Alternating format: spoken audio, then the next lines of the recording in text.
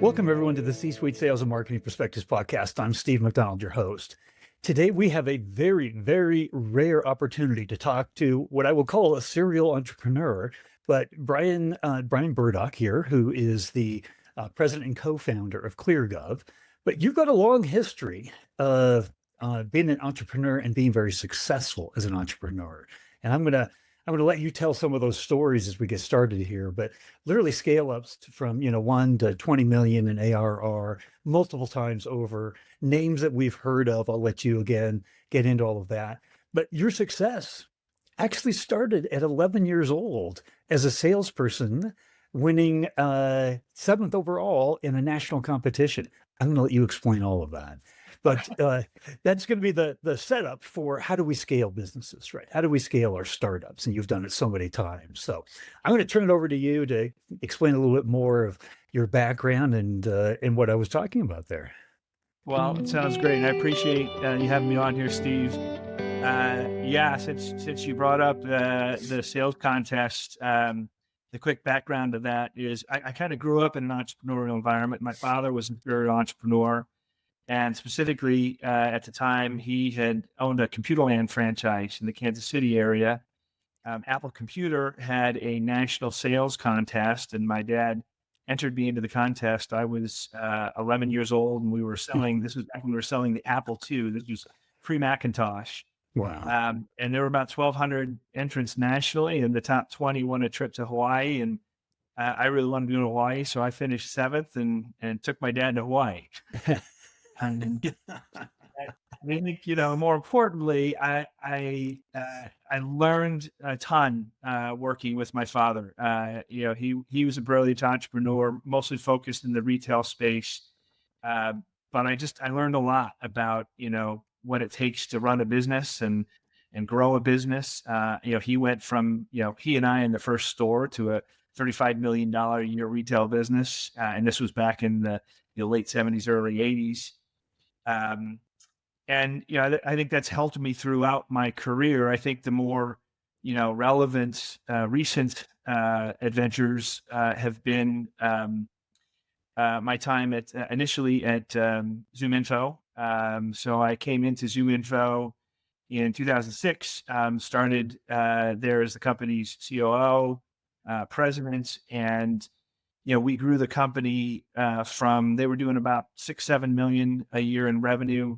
At the time I started, we grew that to, close to 30 million by the time that I kind of had moved on, just over the course of a few years. I think a lot of people know, who ZoomInfo is, but in a nutshell, from the, business information space. While I was there, we actually incubated a company called Bizzo that we started out as a separate company. And initially I was on the Bizzo board because I was still, running the show at ZoomInfo. Wanted to make the jump to Bizzo, couldn't just pick up and leave ZoomInfo. So I had a period there where I was spending my time kind of straddling both companies. It was supposed to be 50-50. It felt more like 70-70 most of the time. And then eventually moved, full-time onto Bizzo. And Bizzo was a B2B audience targeting platform, which if you're in the marketing tech space, you certainly would have heard of Bizzo. But I think more importantly, running that for about 6 years, we eventually were acquired by LinkedIn in 2014, and certainly everybody's heard of LinkedIn. So that was a very successful exit. And again, we grew that from a startup. And my role there was I was the COO and led kind of all of our go-to-market, so the sales and client success side of the house. So we went from 0 to, close to 50 million in revenue, by the time that we were acquired by LinkedIn. And then frankly, my plan was I had agreed to stick around LinkedIn through the end of 2016 for a variety of reasons. My plan was to take 2017 off. And instead, about halfway through 2016, I got introduced to my partner here at ClearGov, a guy named Chris Bullock. He was a one-man show, had done a great job sort of building out the initial platform. had a handful of initial pilot customers, and I was really intrigued with the business. I made an angel investment right away, and then just couldn't get it out of my head. And Chris and I talked back and forth, and instead of taking the year off, I jumped in on Jan 1, 2017. It was me and Chris, handful of customers, a little bit of angel money. And here we are now, 8 years later. We've got 1,300 customers now across all 50 states. We have, over 30 million in recurring revenue. Now at this point, we just literally today crossed, 200 employees in the company. So it's been a great, great growth story as well. Well, I'm going to ask only one question. I want to ask two. One, what your wife thought about when you didn't take that year off, but I won't ask you that one.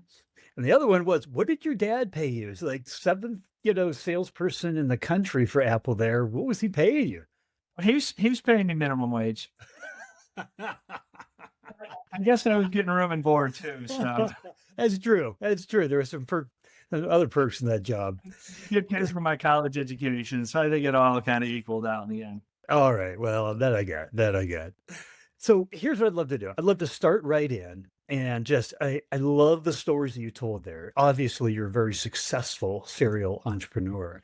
And if we could just ask you what you think your keys to success are that translate out into all the startups and, mid-market companies that are here and on the podcast, what can you, for the very beginning, impart to us as wisdom that you learned after all of this? Yeah. So I actually have, spoken at one of the things I'm passionate about in my life is coaching. And I've, spoken at different entrepreneurial groups at colleges, helping kind of teach young entrepreneurs on how to succeed. And I've really kind of honed this down into what I think are the 5 keys to success for a startup. Uh-huh. The first is grit, right? Like you got to have a zeal to win. You got to, be willing to do whatever needs to be done within the bounds of, legality and good taste. Yes. To make it work. And the second is, cash is king. When you're, managing a startup, you have to, your cash flow statement is more important than your P&L early on. Like you just can't run out of money. The third is focus. I think a big mistake that a lot of, startups make is they try to do too many things, right? And I think successful startups are the ones that try to be the best in the world at one thing, and you can make a lot of money, whatever that thing is, right? The fourth is actually culture. I'm a huge believer in culture. I think every company has a culture. I think most of them have, culture by default, and the good ones have culture by design. And I think building a positive culture is critical to success. And I'm happy to dive deeper into that because, I think we've done that really well at companies that I've been involved in. And the last and frankly most important is people. It's the people that you bring onto your team that matter, especially in a startup. You can't have any laggards early on. And if you do, you gotta move them out. You think about, you're a 10-person company. If you got one guy that's not pulling, his weight, that's 10% of your team. All right. That's right. Huge impact.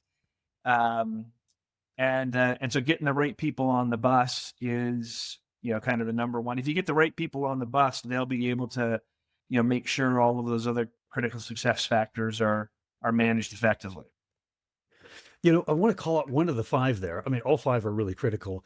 But if you had talked to Steve of maybe 5 years ago, and I'd heard you say that culture was one of the top 5 keys to success, I would have said, geez, right along with the mission statement and the values that are on the website, and we wrote them, we checked that box, and we moved on, right? Tell me why you think culture made it to one of the top 5 keys to your success. So the reason I think it's so important is, again, if you're building a culture by design, right, is because you are defining those values that are important to you. You're not just sticking a mission statement and a set of values and framing it and Right. hanging it on your wall. You're living those values, right?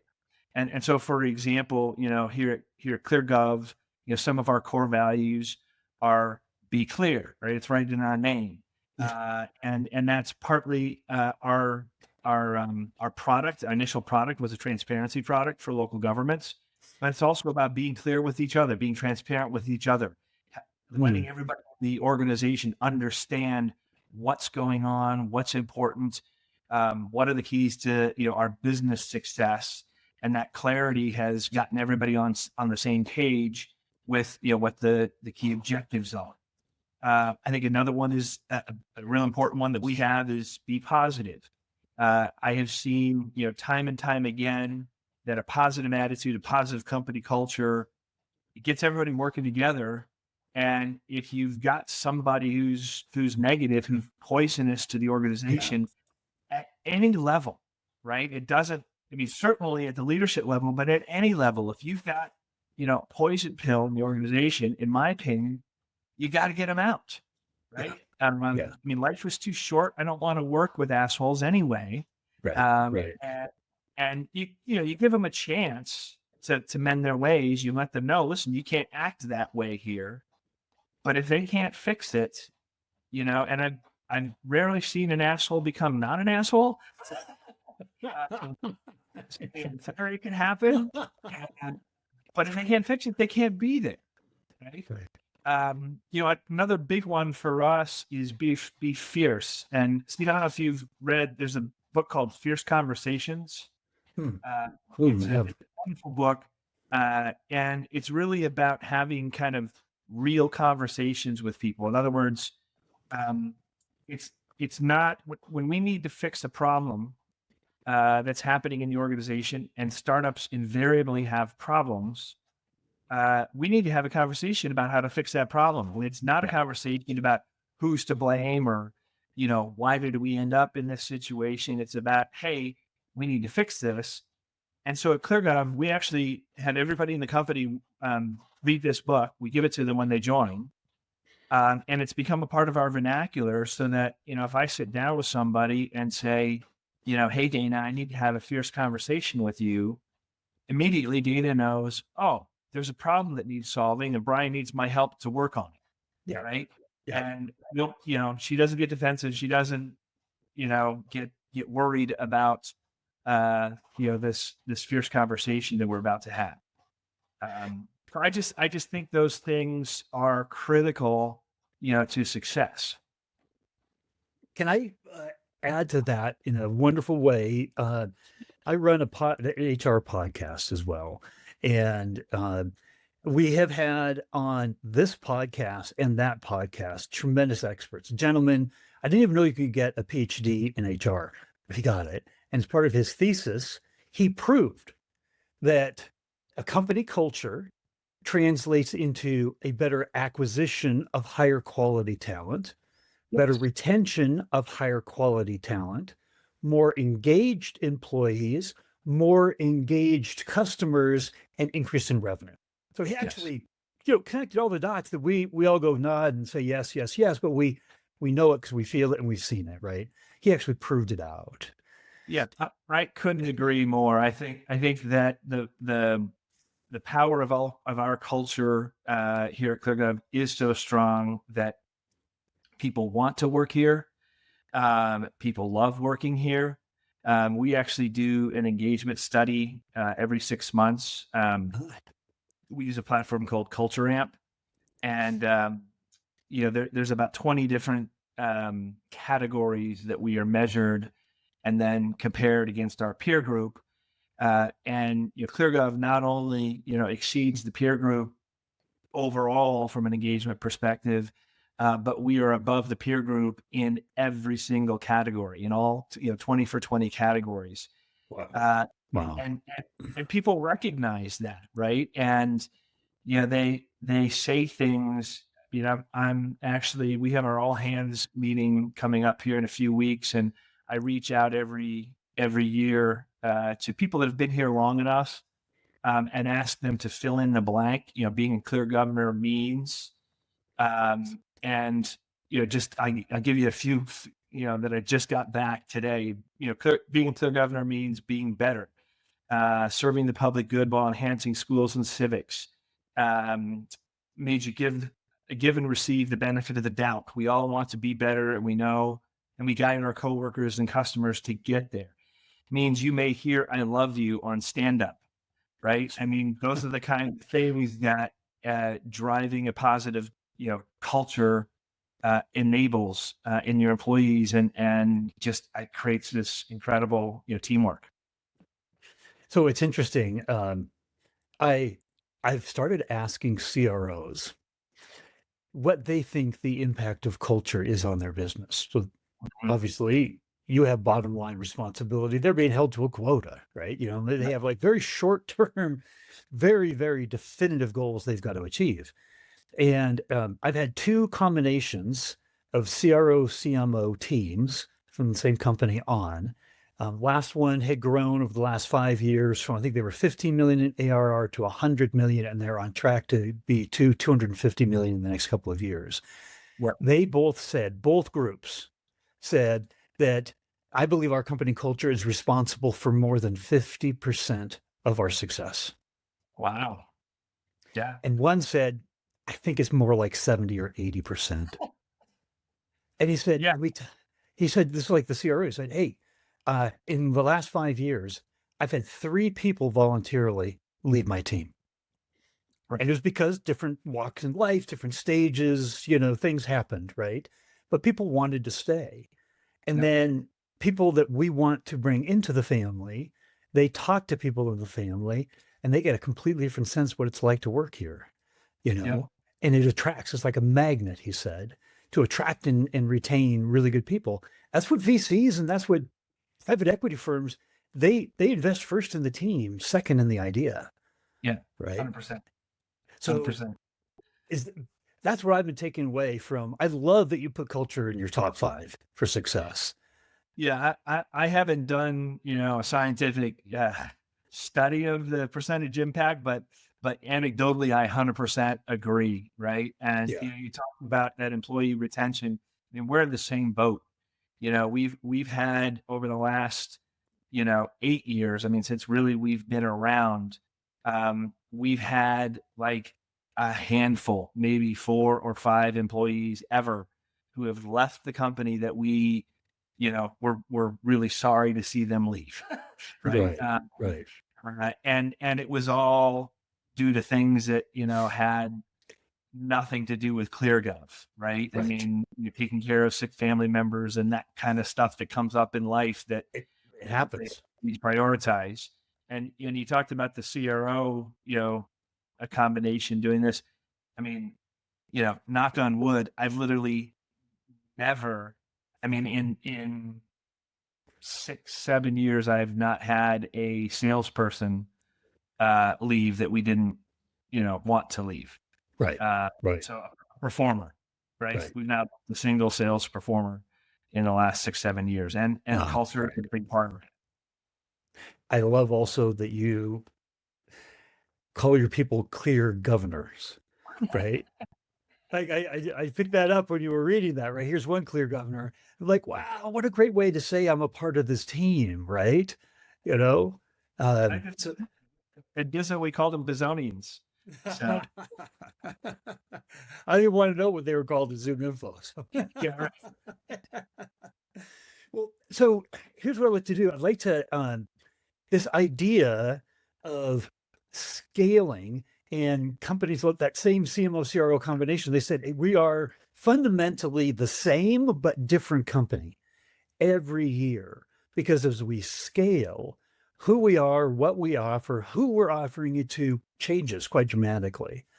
And so I just want to talk to you about this kind of idea of evolving your ICP, your ideal customer profile, and your product strategy to match your growth strategy. Yeah. Yeah. So I think, I think that the key, uh, from a product perspective to getting to high growth is finding that, you know, initial product market fit, Yeah. right? Finding that horse that you can ride.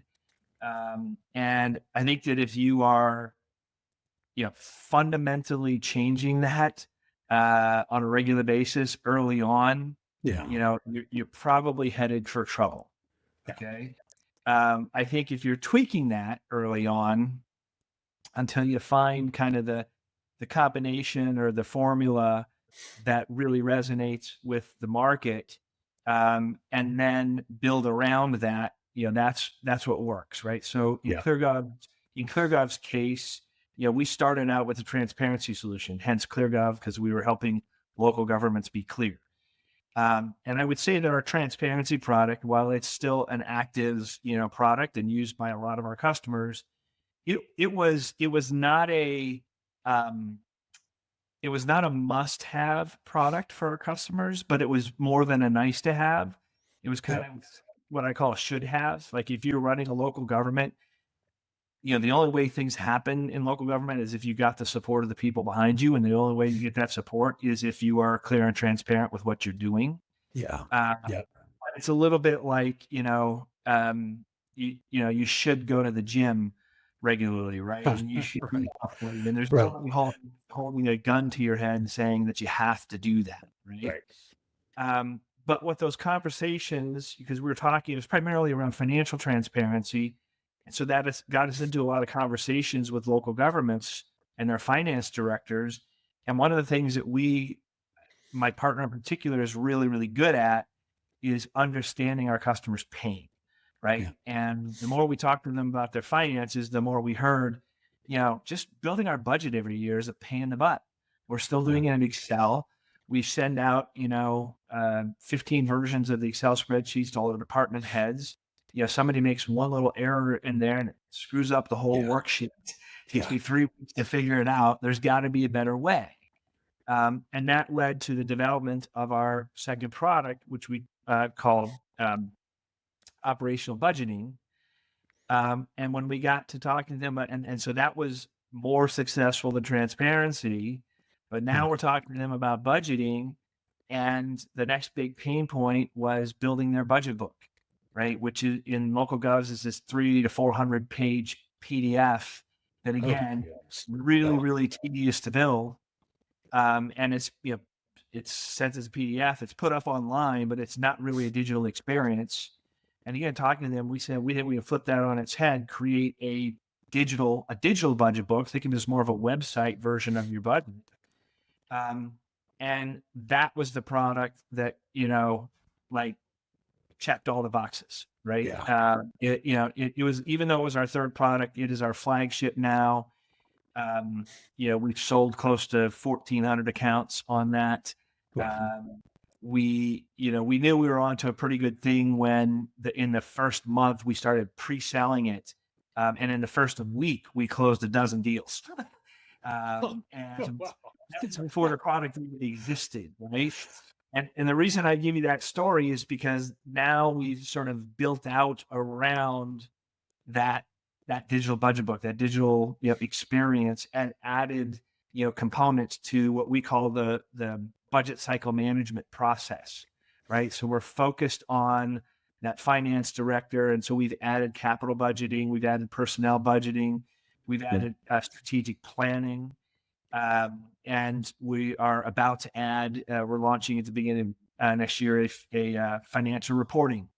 But these are all incremental products, not brand new stuff, right? Right. But it's all kind of listening to that customer about, okay, what's the next pain point that we can solve for you? It's Um, amazing. So you talked about how you were going to take 2017 off, and then you just dove right in, right, with the Clear product. But since then, listening to the customers, you actually introduced a second product, which became more successful, and a third product that's the flagship product. What excited you in 2017 to give up your 2017 is third in line in terms of revenue for the company, it sounds like. So, It's probably fifth in line at this point, to be oh, honest. really? Wow. Okay. So here's what I'm taking away. I'm a former B2B SaaS founder myself, went through several rounds of funding. And so what I'm hearing from you is one of the most important strategies that you can have is listening to your customer, actually having conversations with your customer. 100%, right? And not only listening to them, but understanding the pain, right? Because a customer, I mean, digital budget book was not our customer's idea, right? Right. Digital budget book was our idea based on what we heard their pain points are. Their pain Right. points are, things like, I mean, I'll just give you a simple one, is they inevitably during the budgeting process, they have last minute changes to a number, right? Something changing. And the old way was they had to go through 300 pages of this Oh budget my book and gosh. find every place where that number, Oh, wow. existed and make sure they changed it, right? And of Control course, F, Control F, Control F. Yeah. sometimes you'd miss too, right? Yeah. So one of the features that's in digital budget book are what we call dynamic figures. And so they can just tie that to their budget. And if it changes in their budget, it automatically changes everywhere, throughout, throughout the budget book. So, if I'm listening to this conversation and I'm hearing us talk about we have to listen to the customers. And on one end, I could say, of course, we've heard that before, right? Who's the highest voice of authority in our business? It's our customers. I get it. You guys are reiterating that.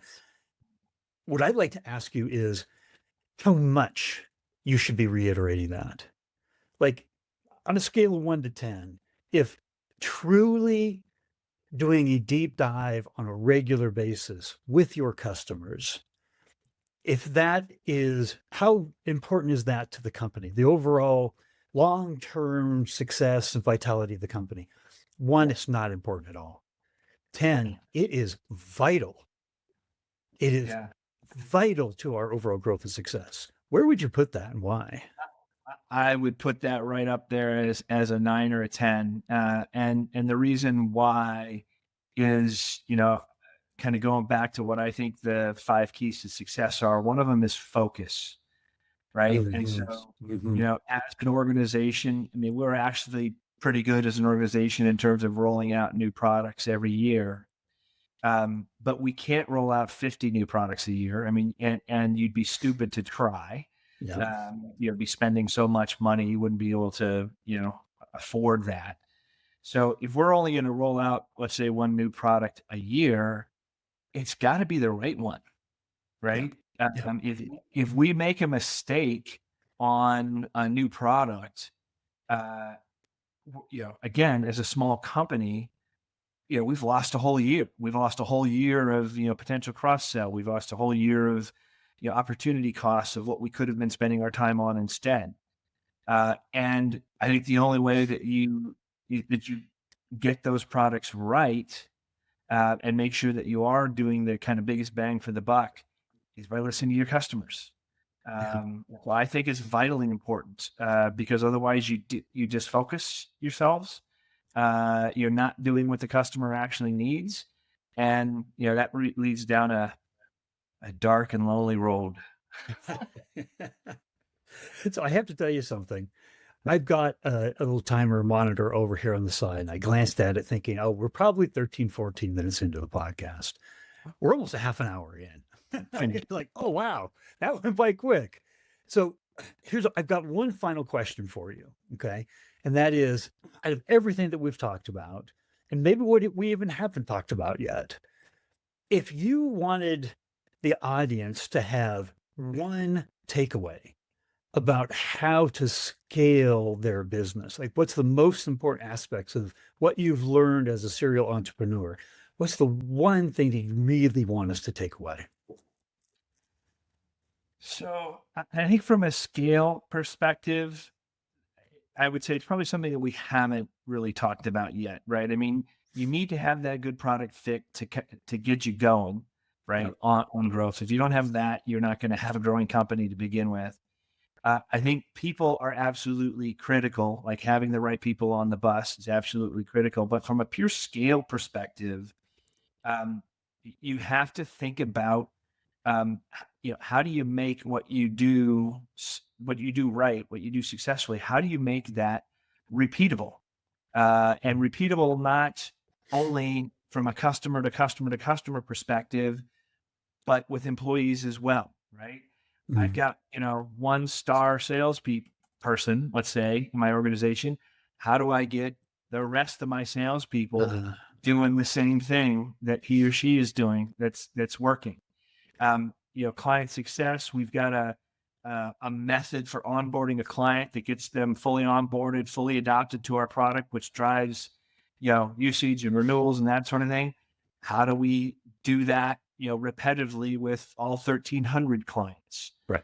Even things like, some of the more mundane parts of the business, the finance and billing, right? If you're running a subscription business, like billing people, and in our case in particular, governments like to have their subscriptions align with their fiscal year. Mhm. And so, July 1st is our biggest billing day of the year because everybody wants their subscription to line up on July 1.